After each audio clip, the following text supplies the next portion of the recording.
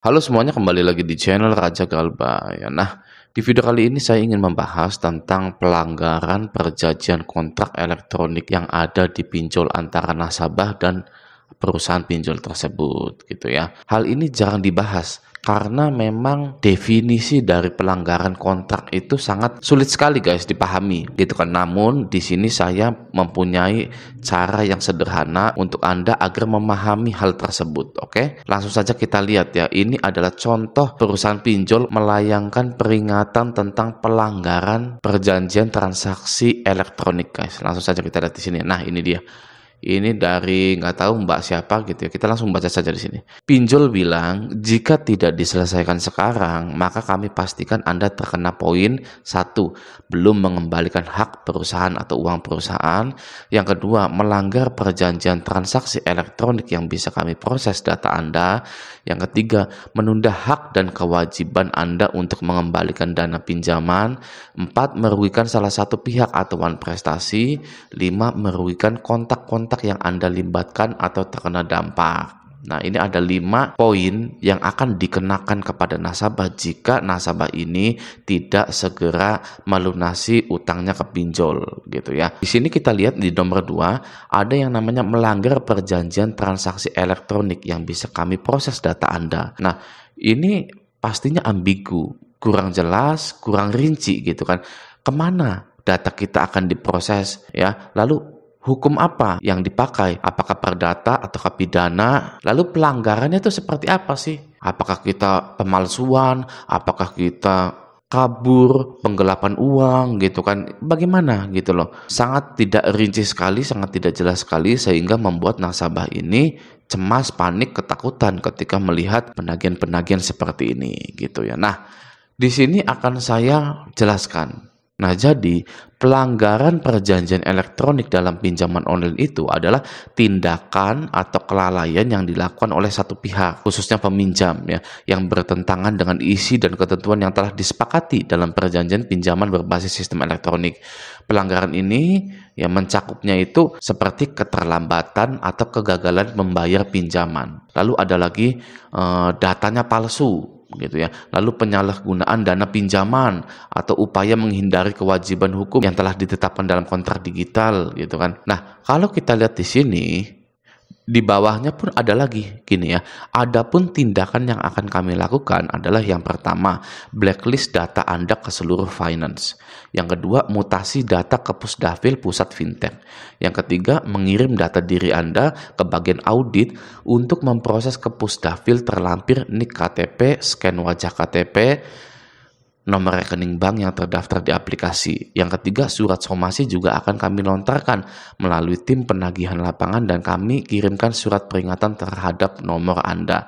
Gitu ya. Jadi bisa kita simpulkan bahwa pelanggaran perjanjian transaksi elektronik di sini atau keseluruhan yang sedang dialami oleh semua nasabah pinjol adalah keterlambatan pembayaran atau gagal bayar.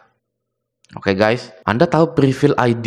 Privy ID gitu kan. Ini adalah platform untuk tanda tangan digital ketika Anda itu mengajukan pinjaman di pinjaman online gitu ya. Anda wajib tanda tangan menggunakan Privy ID. Nah, di perjanjian tersebut itu ada salah satu poin bunyinya begini. Peminjam atau nasabah wajib membayar pinjamannya tepat waktu. Tidak boleh terlambat, tidak boleh terlalu cepat ya, seperti itu. Nah, disitulah pelanggaran yang biasanya dilakukan oleh para nasabah-nasabah, yaitu tidak membayar atau terlambat, bahkan gagal bayar di pinjol, sehingga itu adalah melanggar perjanjian transaksi elektronik ya, yang mana bisa kami proses data Anda. Prosesnya seperti apa? Prosesnya ini guys ya. Proses data Andanya apa? Nah, pinjol ini menyebutkan akan memproses data Anda seperti blacklist data Anda ke seluruh finance. Jadi nanti semua finance dari bank, leasing, pinjol yang lain itu tahu bahwa Anda galbay. Ya kan? Jadinya Anda tidak bisa kredit lagi, tidak bisa kredit motor, mobil, bahkan rumah gitu ya. Tapi kalau DP-nya gede biasanya bisa. Itulah finance ya. Oke. Yang kedua, mutasi data ke Pusdafil Pusat Fintech. gitu ya. Pusdafil itu apa? Nah, Pusdafil itu adalah pusat data fintech lending, guys. Ya, jadi si pinjol ini mengirimkan data pribadi Anda ke pusat data fintech lending agar semua finance itu tahu bahwa Anda itu telah menunggak. Gitu ya, sangat sederhana sekali. Oke. Yang ketiga, mengirim data diri Anda ke bagian audit untuk memproses ke Pusdafil, terlampir NIK KTP, scan wajah KTP, nomor rekening bank yang terdaftar di aplikasi. Jadi nomor rekening Anda, NIK KTP Anda, wajah Anda itu sudah dikenali oleh pusat data fintech sebagai nasabah yang gagal bayar, sehingga nanti apa ya, ujungnya tetap sama aja, tidak bisa kredit lagi. Oke, ya nggak masalah, bagus ya, tidak bisa kredit lagi, nggak pusing gitu kan, kita tinggal melanjutkan kehidupan kita saja. Oke, nah selanjutnya yang ketiga, yang keempat, ini 1, 2, 3, 3 gitu kan, 1, 2, 3, 4 harusnya. Surat somasi juga akan kami lontarkan melalui tim penagihan lapangan, dan kami kirimkan surat peringatan terhadap nomor Anda gitu. Nah, yang artinya apa? Nanti Anda akan dikirim surat somasi. Surat somasi itu apa? Surat somasi adalah surat peringatan, guys. Ya, surat peringatan bahwa Anda ini sudah menunggak selama 3 bulan, 6 bulan, 1 tahun. Nah, ketika Anda sudah menunggak kisaran 6 bulan sampai 1 tahun, maka nanti data Anda ini akan diblokir ya. Anda tidak akan ditagih-tagih lagi. Bahkan hutang Anda itu sudah dilunasi oleh asuransi, ya. Nah, ketika hutang Anda sudah dilunasi oleh asuransi atau data Anda ini sudah diblokir permanen, maka jika Anda beruntung, Anda boleh kredit lagi, ya. Jika Anda kurang beruntung, Anda tidak bisa kredit lagi, ya kan? Nah, fokusnya kemana? Fokusnya nggak usah kedua-duanya, guys. Kita nggak usah peduli hal itu, ya. Di sini kita galbaikan saja pinjol-pinjolnya, lalu kita jalani kehidupan kita.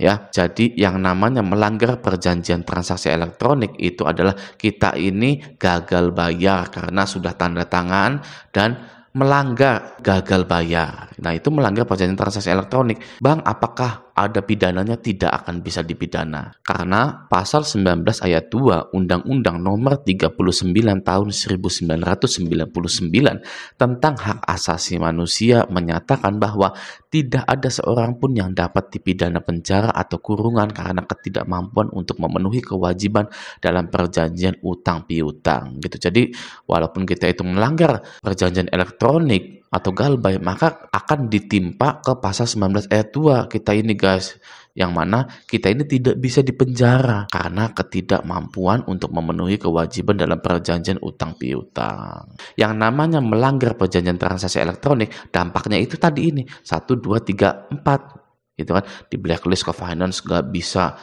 kredit lagi, mutasi data ke Pusdafil, semua finance bank tahu bahwa data Anda itu adalah data galbay. Makanya ada istilah yang namanya data busuk. Nah, itu semua perusahaan finance sudah tahu bahwa Anda itu galbay. Gitu. Lalu mengirim data diri Anda ke bagian audit gitu kan. Lalu surat somasi gitu. Tidak ada nomor 4, nomor 5 akan dipidana, akan dipenjara gitu kan. Nggak ada. Kenapa? Karena nggak bisa. Ya, orang yang melanggar perjanjian transaksi elektronik gagal bayar di pinjol itu tidak bisa dipenjara. Jadi jangan takut lagi ketika Anda melihat, waduh, saya ini melanggar perjanjian transaksi elektronik gitu kan, apa nih, UU ITE kah, apakah? Tidak ya guys ya. Selagi Anda itu melanggar perjanjian transaksi elektroniknya adalah gagal bayar atas ketidakmampuan Anda dalam membayarkan hutang, Anda tidak akan bisa dipenjara. Oke, kita di sini berbicara khusus pinjol. Kalau misalkan yang lainnya gitu kan ya, misalkan penipuan di email atau penggelapan uang perusahaan, itu beda lagi, guys. Ya kan? Di sini pinjol, pinjaman gitu ya. Pinjaman pasti ada gagal bayarnya gitu. Oke. Nah, bisa kita lihat di sini juga penagihannya begini ya. Loh, ada lagi, ini Anda akan saya laporkan. Nah, ini pelaporan khusus untuk nasabah, bukan untuk pinjolnya, guys. Nah, di postingan ini ada komentar yang cerdas gitu ya. Kalau dilaporkan OJK, itu artinya sulit untuk dapat pinjaman di tempat lain. Itu aja resikonya, tidak ada resiko lain. Benar. Ini ya, ini berarti sudah mengerti tentang gagal bayar sepenuhnya, guys. Orang seperti ini itu cepat move on, lalu cerdas, tidak mudah ditakut-takuti, dan dia ini membaca gitu, membaca dan memahami definisi dari tiap-tiap poin tersebut. gitu, tidak hanya terbawa emosi saja, melanggar perjanjian transaksi elektronik. Aduh, saya di penjara, hidup saya sudah berakhir di sini, gitu ya. Orang yang cerdas tidak seperti itu. Apa sih melanggar perjanjian transaksi elektronik itu? Dipinjol, gitu kan. Harus rinci, jangan melanggar perjanjian transaksi elektronik. Ya. Kalau Anda searching di Google, melanggar perjanjian transaksi elektronik, itu ada pidananya guys, ya kan. Tapi diberi hal lain gitu loh. Misalkan penipuan, penggelapan dana gitu. Tapi kalau dipinjol itu Anda tidak bisa yang namanya dipenjara gitu karena galbay gitu kan. Nah, ini adalah contoh orang yang cerdas, guys. Karena dia itu memahami tiap-tiap poin tersebut gitu ya. Ini poinnya, lalu ini adalah tindakannya gitu. Adapun tindakannya yang akan dilakukan oleh pinjol tersebut gitu ya. Seperti itu. Oke, lalu dia bilang lagi mereka nggak bisa melaporkan rekening bank kita kepada pihak bank. Tidak ada bank yang mau dibodohi seperti itu. Ini ya pinter ya. Jadi nggak bisa memblokir rekening misalkan gitu tuh. Nggak bisa guys. Ya saya yang galbay 25 aplikasi apa 30 aplikasi gitu ya. Saya tuh lupa gitu kan.